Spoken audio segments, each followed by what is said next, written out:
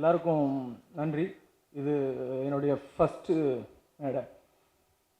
இங்கே ஒரு டேபிள் போடுறதோட என் கால் நடக்குது தெரிஞ்சிருக்காது. ஏன்னா இவ்வளோ பெரிய ஃபஸ்ட்டு ஸ்டேஜ் யாருக்கும் அவ்வளோ சீக்கிரம் அமையாதுன்னு நினைக்கிறேன். எனக்கு அவ்வளோ தடுமாறுது எனக்கு.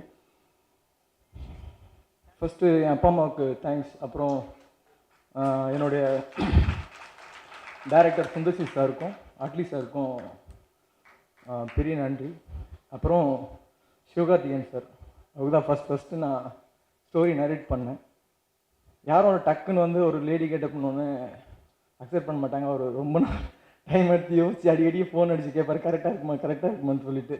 நானும் அவரை ரொம்ப கன்வின்ஸ் பண்ணி ஒரு வழியாக ஒரு 10 months இருக்கும். ஸோ அதுக்கப்புறம் பண்ணுறேன் அப்படின்னு சொல்லிட்டு அக்செப்ட் பண்ணிக்கிட்டாரு. ஸோ ரொம்ப பெரிய தேங்க்ஸ்ண்ணே. அதுக்கப்புறம் நான் உங்களை ரொம்ப படுத்துட்டேன்னு நினைக்கிறேன். ஏன்னா ரொம்ப கஷ்டம். காலையில் 3 மணிக்கு வரணும். நாங்கள்லாம் வந்து 6-7 மணிக்கு தான் ஷூட்டிங்க்கு வருவோம். ஸோ எங்களுக்கு முன்னாடி ஒரு 3 மணி நேரத்துக்கு முன்னாடி வந்து மேக்கப் போட்டு ஃபுல் டார்ச்சர் அது. ஏன்னா அவர் அப்படியே வந்து உட்காந்துருக்கணும், மேக்கப் முகத்தில் வச்சு தேய்ச்சி அவரை ரொம்ப டார்ச்சர் பண்ணுவாங்க. ஸோ ஸ்பாட்டுக்கு வரும்போது காமெடி செய்யும்போது அவர் ஃபுல் டென்ஷனாக வந்து உட்காந்து ஸோ அதையெல்லாம் அக்செப்ட் பண்ணிவிட்டு அதுக்கப்புறம் அவர் பெர்ஃபார்மர் வந்து அப்படி பெர்ஃபார்மன்ஸ் பண்ணியிருக்காரு. ரொம்ப தேங்க்ஸ்ண்ணே. இந்த சான்ஸ் யாருக்கும் அவ்வளோ சீக்கிரம் கிடைக்காது. இவ்வளோ பெரிய சான்ஸ், ரொம்ப நன்றி. அப்புறம் ராஜா சார் வந்து ப்ரொடியூசர்ன்றதோட எனக்கு ஒரு அண்ணன். பார்த்து ஒரு தம்பிக்கு எப்படி பார்த்து செய்வாங்களோ அந்த மாதிரி எனக்கு அவ்வளோ எல்லாத்துலேயும் பார்த்து இதுதான் கரெக்டாக இருக்கும் அப்படின்னு சொல்லிட்டு எல்லாத்தையும் பார்த்து தோளில் தட்டி கொடுத்து எனக்கு அவ்வளோ செஞ்சு கொடுத்தாரு. இந்த படத்துக்காக அவ்வளோ என்னை விட அவர் வந்து இந்த 24 AM ஸ்டூடியோஸ்னு பேர் வந்து 24 மணி நேரம் வேலை பார்க்கணும்னு வச்சுருக்காருன்னு நினைக்கிறேன். அவர் 24 மணி நேரம் வேலை பார்த்துட்ருக்காரு. ஸோ ரொம்ப பெரிய தேங்க்ஸுங்க ராஜா சார். அப்புறம் அனி சார், ஃபஸ்ட்டு படத்தில் அனி சாரை வந்து ஒரு பெரிய ஃபேன் நான். அவர்கிட்ட நான் சொன்னதே கிடையாது. ஸோ ஃபஸ்ட்டு சார்கிட்ட போய் கதை சொல்லும்போது எனக்கு பிரமிப்பாக அந்த கதையை பூரா சொல்கிறது அவர்கிட்ட அப்படின்னு. ஸோ அவர் தான் எனக்கு ஃபஸ்ட்டு அப்புறம் சிவா சார்கிட்ட சொல்லி அவர் கதை சொல்லிட்டு வந்ததுக்கப்புறமா சிவா சார் எனக்கு ஃபோன் அடிச்சுட்டு வந்தார். அறிவு சார் சொன்னார் இந்த மாதிரி வந்து கதை சூப்பராக இருக்குது அப்படின்னு. உடனே எனக்கு ரொம்ப சந்தோஷமாக இருந்தது. சார்கிட்ட எப்படி பாட்டு வாங்க போகிறேன் நான் தான் அவர் சொன்ன மாதிரி அவர் மேலே இருக்க எனக்கு கான்ஃபிடன்ஸ் தான். ஸோ போனோடனே ஒரு பாட்டு போடுவார், ப்ளீப் பண்ணுவார். எனக்கு ரொம்ப பிடிச்சிருக்கும். அதனால் அவருக்கு நான் ஒரு கேள்வி கூட கேட்டதே கிடையாது. ஏன்னா எனக்கு தெரியும் அவரோட ஜட்மெண்ட் தான் கரெக்டாக இருக்கும் அப்படின்றது எனக்கு நல்லாவே தெரியும். ஸோ ரொம்ப பெரிய தேங்க்ஸ் சார். அப்புறம் ஒரு எல்கேஜி பையனை ஒரு காலேஜ் ப்ரொஃபஸர் கூட கிளாஸ்மேட்டிக் சேர்த்து விட்ட மாதிரி எனக்கு பிசி சார் வந்து கேமராமேன் சொன்னாங்க. எனக்கு புரியவே இல்லை. எப்படி சார் ஒரு எல்கேஜி பையன் ஒரு ஸ்கூல் ட்ரெஸ்ஸில் ஒரு சின்ன ட்ரௌசர் போட்டு பக்கத்தில் உட்கார வச்சு ஃப்ரெண்டுன்னு சொன்னால் எப்படி இருக்கு அப்படி அந்த மாதிரி தான் எனக்கு ஒரு பயங்கர பயமாக இருந்தது. ஸோ ஃபஸ்ட் டைம் சாரை போய் நான் ஆஃபீஸில் மீட் பண்ணதுக்கப்புறம் எனக்கு ஷாக். ஸோ அவ்வளோ ஃப்ரெண்ட்லி சார். தோளில் தட்டி கொடுத்து எனக்கு இப்போ வந்து சார்கிட்ட எனக்கு பேசுகிறதுக்கு பயமே கிடையாது, பயங்கர மரியாதை மட்டும்தான் இருக்குது. ஸோ 2 நாளில் எனக்கு ஃபுல்லாக ஆக்சுவலாக அவர் வந்து அந்த ப்ரொஃபஸர் வந்து எல்கேஜி பையன் என் கூட சேர்ந்து வந்துட்டார். ஸோ சார் மிகப்பெரிய நன்றி சார். அப்புறம் ரசூல் சார் வந்து ஒரு பயங்கர எனர்ஜியான பர்சன். எப்போ பார்த்தாலும் ஒரு ஸ்மைல் ஃபேஸில் வச்சு நான் போய் ஃபஸ்ட்டு கதை சொல்லும்போது அவருக்கு வந்து நான் ஒரு 15 minutes தான் ஸ்டோரி நரேட் பண்ணியிருப்பேன். உடனே கதையை கேட்டு நான் பண்ணுறேன்னு அக்செப்ட் பண்ணிட்டார். ஸோ ரொம்ப ரொம்ப ரொம்ப ரொம்ப தேங்க்ஸ் சார். சங்கர் சார் வந்து அவர்கிட்ட நான் அசிஸ்டண்ட்டாக வேலை பார்க்கணும்னு நினச்சேன். ஆனால் அவரோட அசிஸ்டண்ட்கிட்ட நான் வந்து வேலை பார்த்தேன்.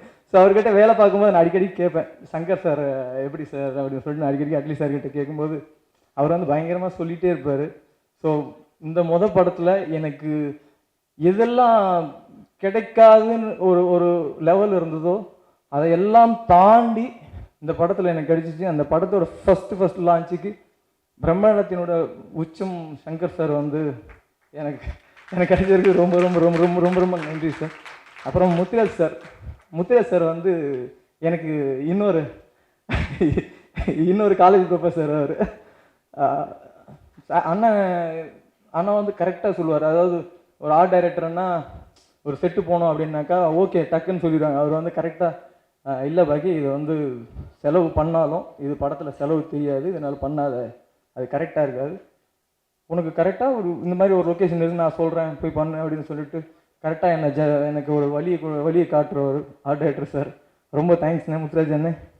அப்புறம் கமல்கண்ணன் சார் ரொம்ப நன்றி. அப்புறம் இன்னொரு அண்ணன் எனக்கு ரூபன் சார் எனக்கு ராஜாராணியிலேருந்து பழக்கம். ஸோ ராஜாராணியில் எடிட்டிங்கில் வந்து அவர் கூட நான் தான் உட்காந்து பயங்கரமாக அரட்டை அடிச்சுட்டு இருப்போம். ஸோ அதிலேருந்து எனக்கு அவர் ரொம்ப பிடிக்கும். ஸோ அதனாலே எனக்கு எடிட்டராக இதில் இது பண்ணிக்கிட்டேன். ரொம்ப ரொம்ப ரொம்ப ரொம்ப நன்றி.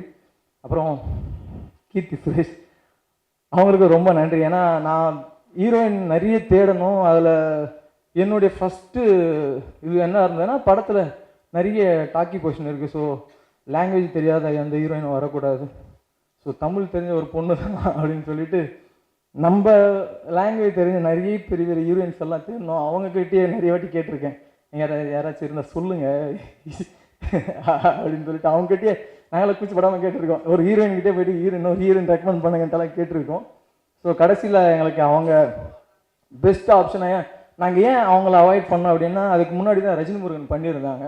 ஸோ பேக் டு பேக் ஒரே காம்பினேஷன். ஸோ கரெக்டாக இருக்குமா இருக்காது அப்படின்ற ஒரு பெரிய டவுட். ஏன்னா ஒரு தொடர்ந்து நடிக்கும்போது ஒரு பெரிய சர்ப்ரைஸ் இருக்காது அப்படின்னு சொல்லி ஃபீல் பண்ணோம்.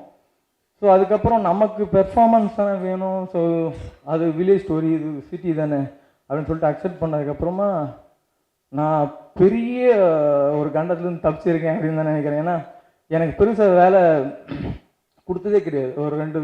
ஒரு வாட்டி சொன்னோம்னா போதும், அந்த ஒரு டேக் அப்படிதான் டக்குன்னு முடிச்சுட்டு வந்துடுவாங்க. ஸோ அவங்க ஒரு பயங்கர பெர்ஃபார்மர். சிவா சார் அதோட பெரிய பெர்ஃபார்மர். சிவகார்த்திகேயனை விட அந்த ரெமோ அப்படின்ற அந்த கேரக்டர் வந்து மிகப்பெரிய பெர்ஃபார்மர். ஸோ உங்கள் கேரியரில் இந்த மாதிரி கேரக்டர்ஸ் ட்ரை பண்ணிங்கன்னா எல்லோரும் நீங்கள் காமெடியனாக தான் எல்லோரும் காமெடி மட்டும் தான் பண்ணுவீங்கன்னு நினைக்கிறாங்க.